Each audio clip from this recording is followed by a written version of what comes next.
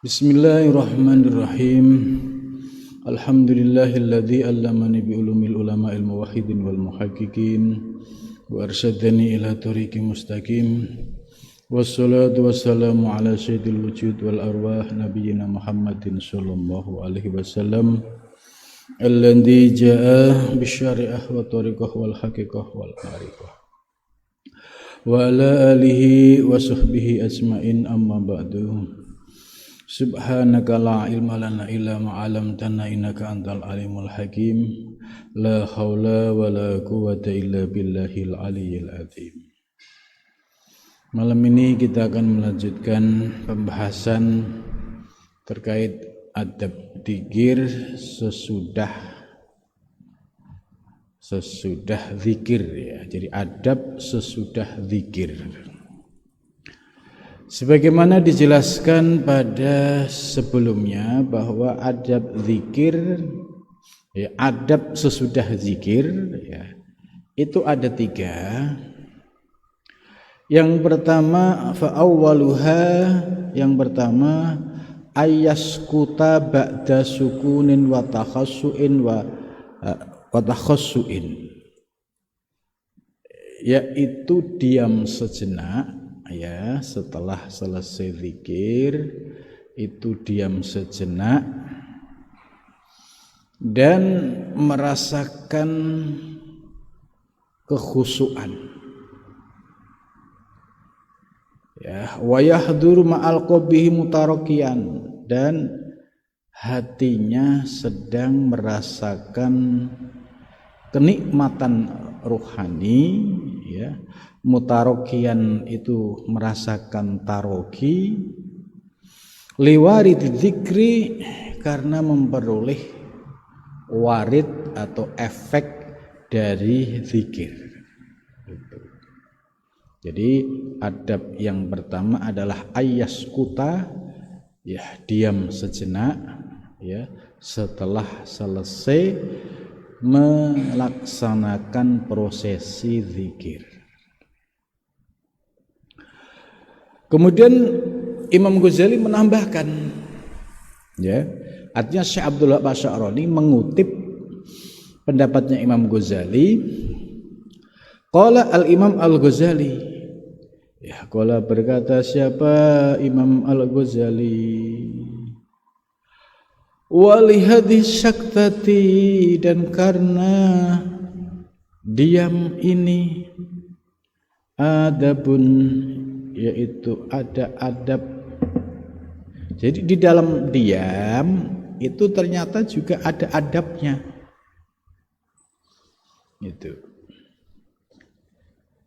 Kalau kita hadir di komunitas Thariqah, ya, terus mereka selesai melaksanakan zikir,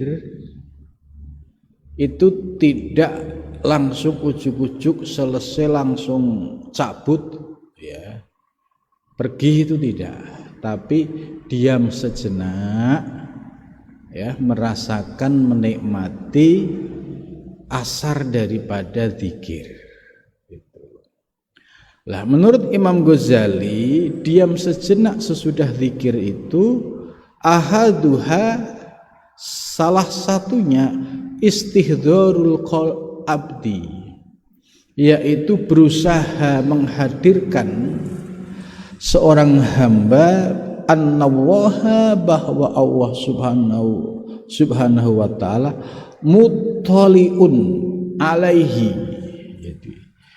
Jadi seorang hamba setelah selesai zikir hatinya itu terpaut, ya, selalu ingat Allah, menghadirkan Allah, dan meyakini Allah muttaliun alaihi. Allah itu mersani, kalau bahasa Jawa. Allah itu memperhatikan, melihat seorang hamba itu.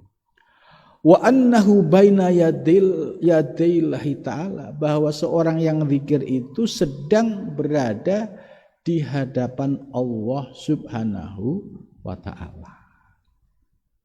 Nah, ini untuk memiliki adab yang demikian ini ya hanya bisa dirasakan oleh orang-orang yang ahli zikir, yaitu ahli thariqah. Jadi diamnya itu diam yang aktif, ya, kesadarannya selalu ingat kepada Allah Subhanahu wa ta'ala, seolah-olah dirinya ini sedang di hadapan Allah Subhanahu wa ta'ala. Saniha, bermula yang kedua adab dalam diam, jamaah mengumpulkan siapa salik, siapa murid, al-khawas.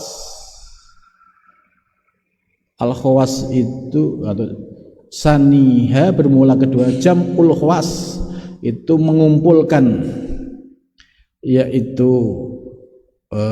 panca indera al-khawas, bihaitsu la yatakharraqu minhu sya'ratun, sekiranya tidak ada yang bergerak darinya itu sekalipun sehelai rambut gitu.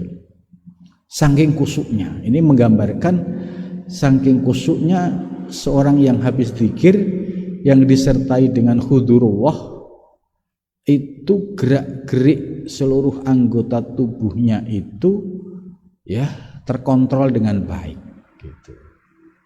Kahalil hirroti, seperti keadaan kucing inda istiyadatil fa'roti, ketika sedang memburu tikus gitu. Jadi diibaratkan oleh Imam Ghazali, kalau kita lihat kucing ya sedang memburu tikus, itu kan gerakannya itu enggak gerusa-gerusu, tapi dengan gerakan mengintai yang senyap, ya, tidak diketahui oleh musuhnya, yaitu oleh fa'roh, oleh tikus.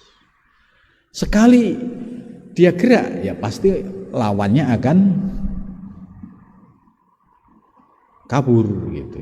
Lah begitu juga seorang salik ketika sedang zikir, ya sesudahnya hendaklah hatinya dalam keadaan mengintai, yaitu mengingat Allah Subhanahu wa ta'ala. Itu salisuha, bermula yang ketiga, adab yang ketiga ya di dalam saktah, di dalam diam sesudah zikir, nafyul khawatiri, menafikan segala lintasan, kulliha, semuanya. Jadi sangat manusiawi, seorang itu pasti memiliki khotir-khotir yang beragam, lintasannya pasti macam-macam. Lah, ketika sesudah zikir, lintasan-lintasan ini harus dinafikan, dikosongkan, dibersihkan. Wa itsra'i makna Allah, dan melangsungkan makna Allah di dalam hati itu. Jadi seluruh lintasan-lintasan dalam pikiran dan hati dikosongkan, kemudian hatinya senantiasa dzikrullah, yaitu dengan memahami makna Allah yang diucapkan di dalam hati, alal qalbi, atas hati.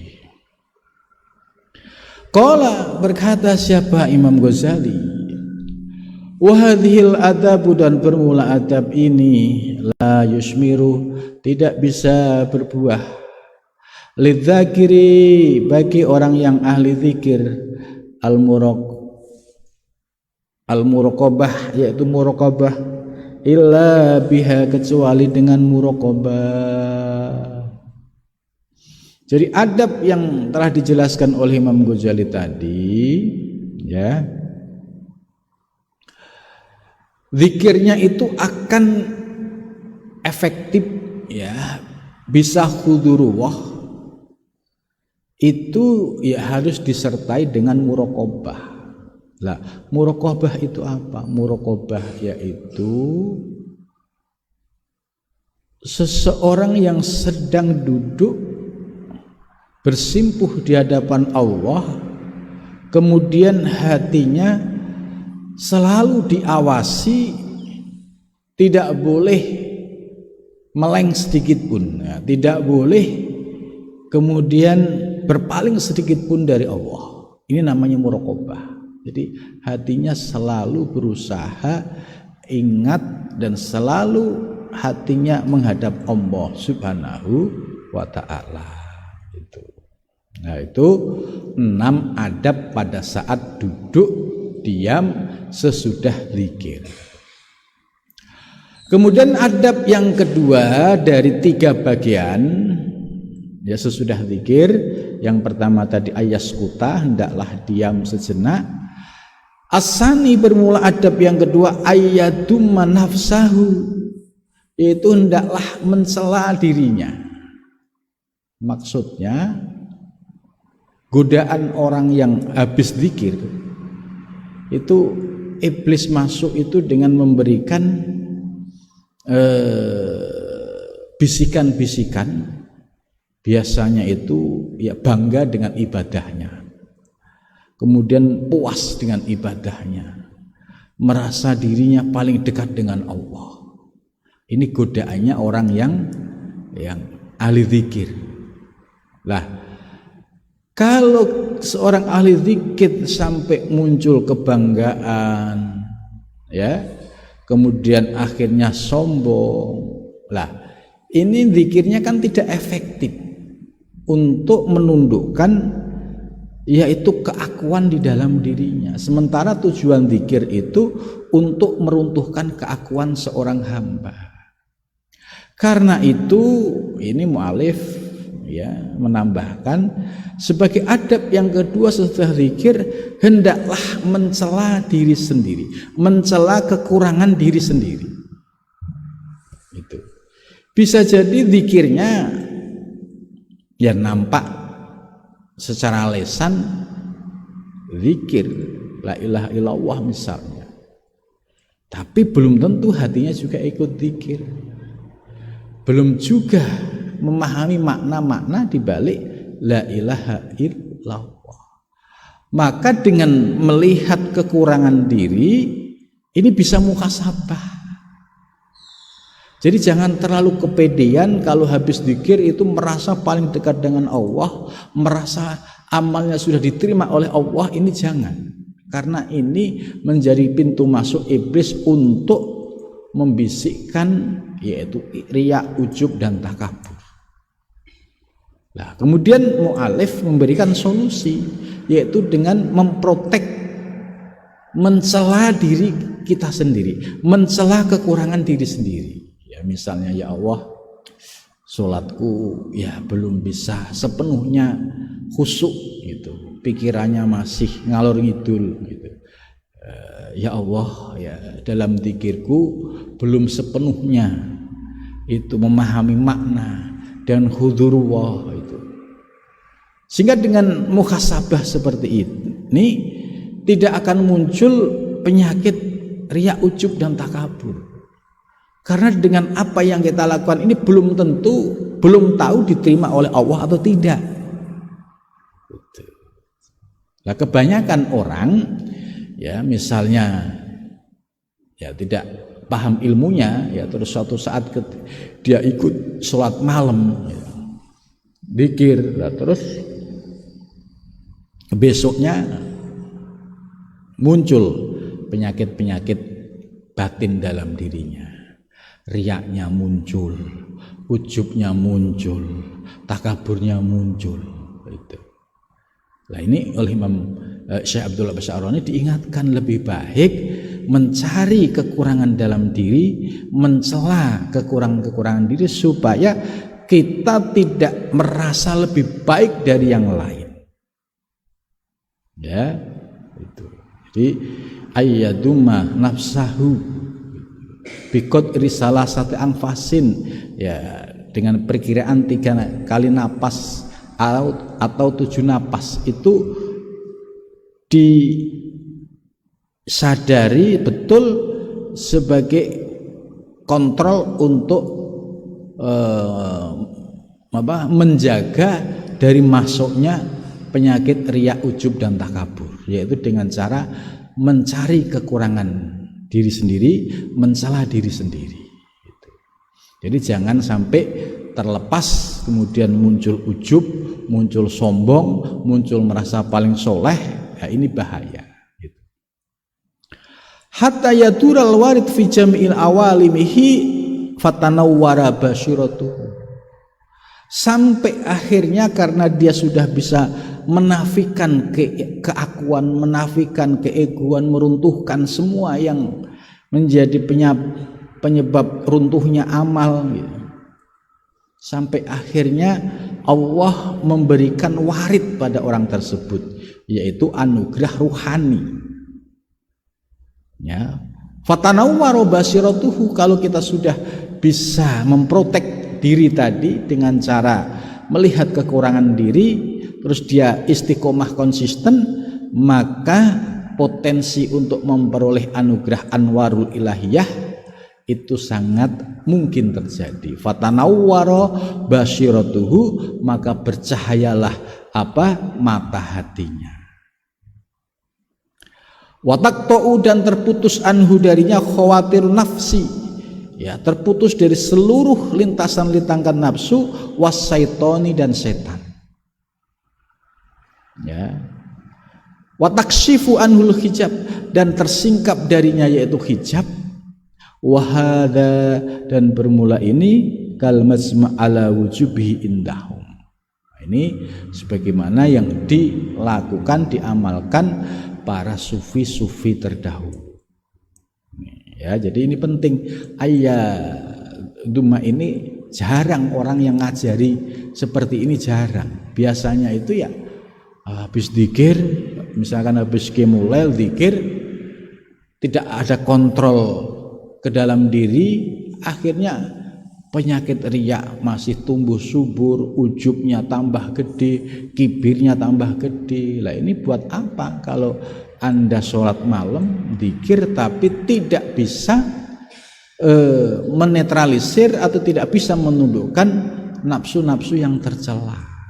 Maka di sini adab yang kedua, yaitu tetap melihat ke dalam diri, melihat kekurangan diri, mencela kekurangan-kekurangan yang ada di dalam diri kita, sehingga khawatirun nafsi wasyayatin, lintasan-lintasan yang muncul dari hawa nafsu dan setan itu tidak akan terjadi, sehingga wataksifu annal hijab, tersingkaplah, ya, yaitu hijab darinya.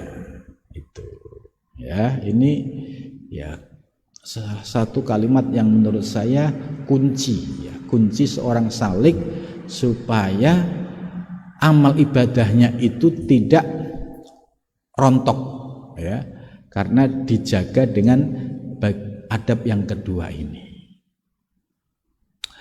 As-salisu, bermula yang ketiga, adab yang ketiga, man usur bihi, mencegah minumnya alma'a pada air albarita yang dingin, akibat dzikri, sesudah zikir. Jadi menurut Syekh Abdul Wahab Asy-Sya'rani, bagi salik santri yang selesai melaksanakan zikir, ya, seperti yang kita lakukan tiap malam itu, jangan selesai langsung minum air putih yang dingin. Ya, man usur surbi alma albarid, akibat fa inna dzikra, maka sesungguhnya zikir yurisu, dapat mewariskan harokotan, itu panas. Jadi energi orang yang zikir dengan misalnya kalimat la ilaha illallah, ya, kita cukup 1000 kali, ya, itu sudah, ya, sedang lah, tidak terlalu sedikit dan juga tidak terlalu kebanyakan. Kalau terlalu sedikit, ya biasanya kok dikit banget, terlalu banyak kok lama banget, gitu. Ya, kita ambil yang jalan tengah supaya kita bisa menikmati zikir kita. Lah, zikir yang kita lakukan tadi seperti la ilaha illallah, ya, sampai 1000 kali, itu kan mengeluarkan energi. maka terasa badan ini ya keluar keringat karena panas, harokoh. Selain itu muncul di dalam hatinya syauqon ilal madkur, kerinduan kepada yang menjadi objek zikir, kerinduan kepada Allah. Allati huwal maktub a'dham, itulah yang dicari, yang paling istimewa, ya paling agung minat dzikri, dari zikir. Maka orang yang ahli zikir, ya nafi isbat, ya para pengamal torekoh selalu dibarengi ilahi anta maksudi waridoka matlubi, karena ini matlub yang dicari itu di sini. Ilahi, engkau ilahi, wahai Tuhanku, anta maksudi, engkau adalah tujuanku, waridoka matlubi, dan ridhomu aku cari. Aktini mahabbataka, berilah cinta kasihmu, wa ma'rifataka, dan kema'rifahan, dan mengenalmu. Itu jadi efek dari zikir itu panas, ya akhirnya seringkali kita keluar keringat itu. Nah, ketika posisi sedang panas seperti itu, jangan lantas langsung minum air dingin, karena pasti tidak bagus. Wasyurbul ma'i, dan bermula minum air, yutfi'u, itu dapat memadamkan tilkal haroroti, yaitu panas tersebut. Wal yahris, maka jagalah siapa adzakiru dzakir ala hadis salasah, atas 3 hal. Adapun adab, fa inna natijatad dzikri, maka sesungguhnya buahnya zikir, innama tadharu, sesungguhnya nyata, biha, dengan natijah. Jadi orang yang istiqomah zikir itu pasti natijahnya, hasilnya itu akan sangat terasa. Contoh misalnya dulu sebelum biasa zikir ya suka pusing, suka gelisah, suka resah gitu. Tapi setelah istiqomah zikir kok terasa nyaman, terasa tenang gitu. Sekalipun misalnya tidak megang uang serupiah pun itu memiliki ketenangan. Kenapa? Karena hatinya dialiri energi rohani, efek dari zikir tadi. Yakinnya kepada Allah itu semakin meningkat. Tidak mungkin Allah itu menelantarkan hambanya. Tidak mungkin Allah itu sampai tidak memberikan makan pada hambanya. Nah, keyakinan yang seperti ini yang istimewa, ya, memiliki ketenangan batin yang luar biasa. Nah, sementara ada juga orang yang rekeningnya itu ya misalnya tinggal saldonya tinggal 1 miliar, itu sudah gelisah, resah gitu. Padahal saldo masih sekian gitu kan. Kenapa? Karena lemah imannya. Seolah-olah hidup ini ditentukan oleh material. Padahal yang mengatur hidup itu Allah Subhanahu wa ta'ala gitu. Maka dampak dari orang yang ahli zikir itu memiliki ketenangan batin, ya, ketenangan lahir batin. Karena apa? Karena ada energi dari zikir nafi isbat atau zikir-zikir yang lain yang menerangi akalnya, hatinya, dan jiwanya. Ini yang disebut natijatu dzikri. Itulah. Selanjutnya wallahu a'lam, ya. Allahu bermula Allah itu a'lamu, lebih paling tahu. Nah, jadi jelas bahwa 3 adab yang disampaikan oleh mu'alif, adab sesudah zikir ini sangat penting sekali. Yang pertama adalah ayaskuta, diam sejenak setelah zikir. Yang kedua adalah mencari kekurangan-kekurangan dalam diri kita. Ini dalam rangka untuk menekan penyakit-penyakit riya, ujub, takabur. Kemudian yang ketiga, secara fisik itu jangan terus ujug-ujug minum air dingin, karena tensi dalam temperatur dalam tubuh kita sedang panas, sedang naik, maka ditahan dulu sampai kondisinya memungkinkan. Nah, demikian penjelasan 3 adab ba'da dzikri. Insyaallah untuk besok malam akan dilanjutkan babu bayani syamrati talqin, yaitu menjelaskan tentang buah daripada talqin. Ya, cukup sampai di sini. Wallahu a'lam bishawab.